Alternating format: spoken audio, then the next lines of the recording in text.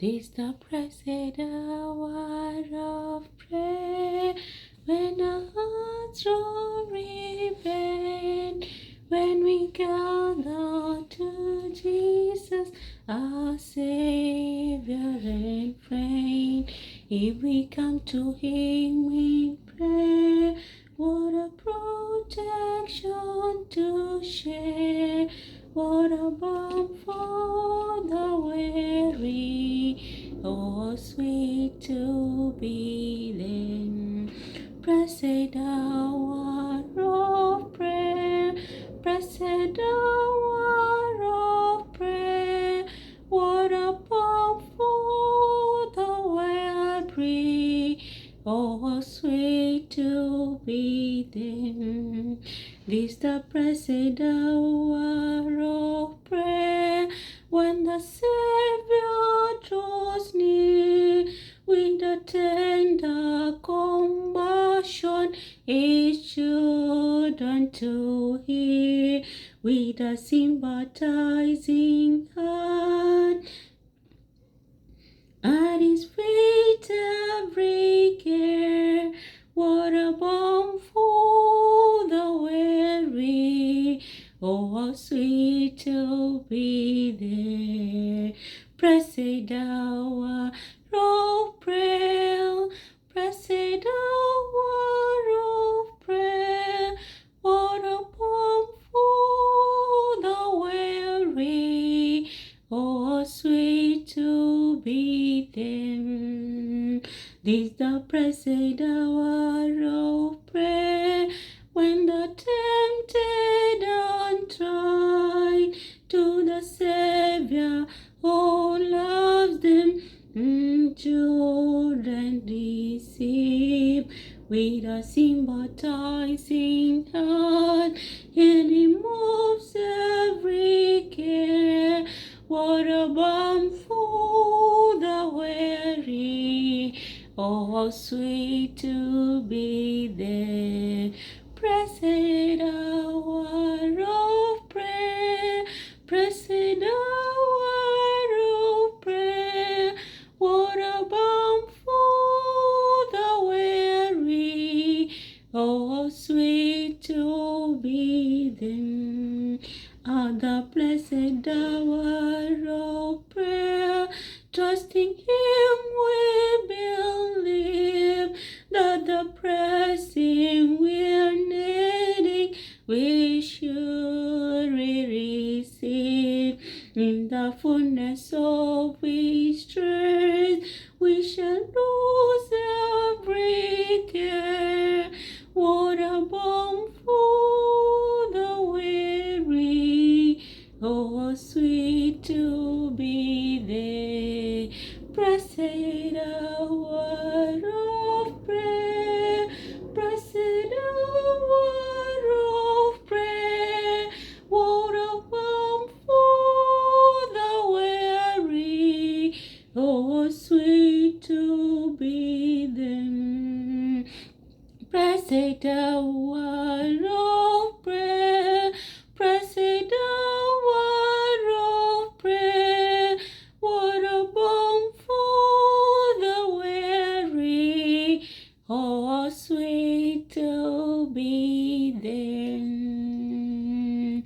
This is the blessed hour of prayer. And I kind of theme this song to Psalms chapter 1, which is talks about who blessed people are. And I think verse 1 reads like, blessed is the man who walks not in the counsel of the wicked, nor stands in the way of sinners, nor sits in the seat of scoffers. So the blessed, if you want to be blessed, you have to walk in the law of God, and not to be on the other side. Verse 2 says, but his delight is in the law of the Lord, and his law he meditates day and night. So there's a law, and there's a requirement that God gives us to meditate on His word. His word talks about who He is and His character. So if you walk, and also the walk and the talk that you have, if you have those things, you are a blessed person. And verse 3 says, "He's like a tree planted by the streams of water that yields its fruit in the season, and its leaf does not wither. In all he does, he prospers." See who blessed people are? They are like a tree planted by the waterside. Imagine being at the water, how the trees or how the plants are being blessed because they don't wither, because that's the requirement for them to grow. What if you are anchored in God? Imagine being anchored in God. How many blessings you will have? You'll be called a blessed person, right? So that's kind of a challenge there. There's a challenge because there are kind of requirements that we need to have to get to that level. So and verse 4 says, "The wicked are not so, but are like chaff, and the wind drives away." You see, the people who do not trust in the Lord, they are not blessed, or they are not called the blessed people, because the wind kind of takes them away. So imagine, think of not being anchored in the Lord, or not being like a tree planted by the waterside. Imagine you will be driven out by the wind, because a tree that is planted by the waterside doesn't wither, or doesn't dry up. But a tree that is not planted at the waterside, it doesn't have any nutrients for it to survive. So if the wind comes, it can drive it away. And verse 5 says, "Therefore the wicked will not stand in the judgment, nor sinners in the congregation of the righteous." That's another thing there. If you want to be under the congregation of the righteous, you need to trust God. You need to meditate on His word, and you need to not walk with the wicked. Because if you don't do that, you will not be like the blessed person, as the chapter starts.